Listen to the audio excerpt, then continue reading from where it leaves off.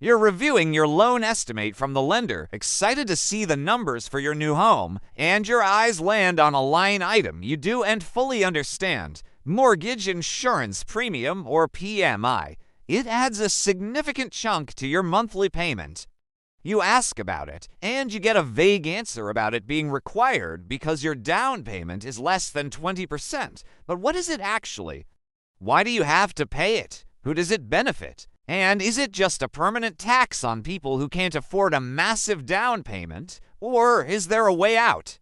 Understanding mortgage insurance is non-negotiable for any homebuyer putting down less than 20%. It has a cost that can add tens of thousands of dollars to the price of your home if you're not strategic. This guide will demystify this critical, often confusing component of home financing. We're going to explain the different types, the precise rules for when it applies, and most importantly, the exact steps you can take to cancel it and stop the bleeding. By the end, you lines know exactly what you're repaying for and how to make a plan to eliminate it as soon as possible. Let's start with the most fundamental concept. Mortgage insurance exists to protect the lender, not you. This is the biggest point of confusion. When you get a conventional loan not government-backed with a down payment of less than 20%, you are considered a higher risk to the bank. Statistically, borrowers with less skin in the game are more likely to default. To offset this risk, the lender requires you to pay for an insurance policy that will reimburse them if you stop paying and they lose money on the foreclosure sale. You are paying a premium to insure the bank against your potential failure. It does not pay off your mortgage if you lose your job. It does not cover your payments. It protects the lender's financial interest. This is completely different from homeowners insurance, which protects the physical structure of your home from fire or damage, or title insurance, which protects against ownership disputes. Mortgage insurance is purely a risk management fee for the lender, passed directly onto you. Now, let's break down the two main systems because they have very different rules. First, private mortgage insurance PMI. This applies to conventional loans backed by Fannie Mae or Freddie Mac. PMI is provided by private companies like MGIC or Radian. The cost of PMI varies based on your credit score, loan-to-value ratio (LTV), and loan term, but it typically ranges from 0.5% to 1.5% of the loan amount annually.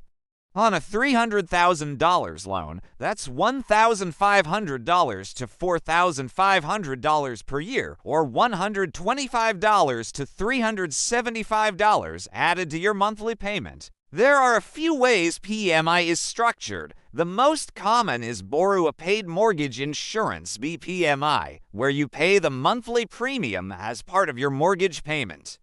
You might also see lender-paid mortgage insurance (LPMI). Here, the lender pays a single, upfront premium to the insurer and, in exchange, gives you a slightly higher interest rate for the life of the loan. While this avoids a separate monthly PMI line item, you are often paying more over the long run, and you cannot cancel it without refinancing. The second, and very different, system is FHA mortgage insurance premium MIP. This is required on all FHA loans, regardless of your down payment. Even if you put down 10% or 15%, you still pay MIP. It has two parts: an upfront mortgage insurance premium UFMIP, which is typically 1.75% of the loan amount rolled into your loan balance, and an annual MIP, which is divided into monthly payments.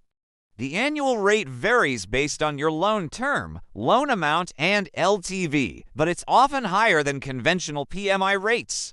The most critical distinction and often the biggest drawback of FHA loans is that for most borrowers, FMIP is for the life of the loan if your down payment is less than 10%. If you put down 10% or more, you pay MIP for 11 years. The only sure way to remove FMIP is to refinance out of the FHA loan into a conventional loan once you have 20% equity. This is a massive, long-term cost that many FHA borrowers don't fully grasp when they get the loan. So, for the vast majority of conventional loan borrowers, the burning question is, how do I get rid of PMI? This is where knowledge turns into savings. The Homeowners Protection Act (HPA) of 1998 gives you specific rights. There are three primary paths to cancellation. First, automatic termination. The lender must automatically cancel your PMI on the date your loan balance is scheduled to reach 78% of the original property value. This is based on your initial amortization schedule.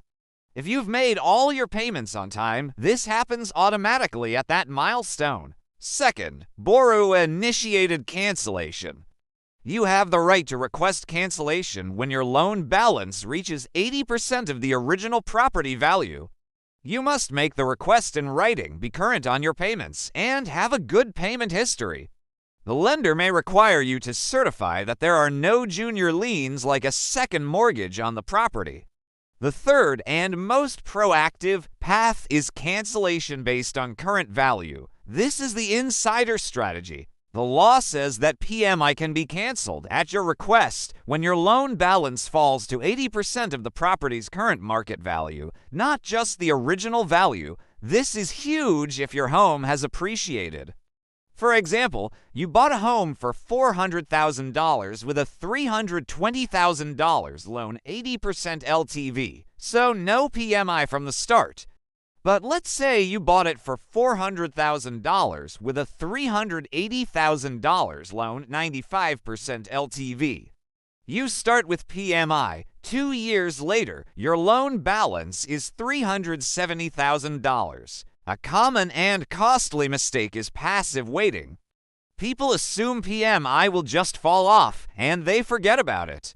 They might reach the 78% automatic termination date eventually, but if their home has appreciated, they could have canceled it years earlier at the 80% of current value mark, saving thousands.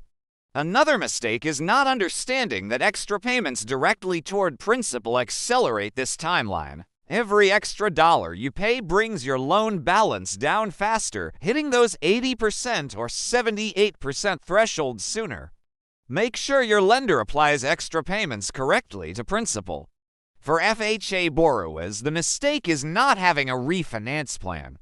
If you have an FHA loan with less than 10% down, you should be monitoring your credit and home equity with the explicit goal of refinancing into a conventional loan without PMI once you cross the 20% equity threshold and have a strong credit score. It's a key financial milestone. In conclusion, mortgage insurance is a significant but manageable cost of entry for many homeowners.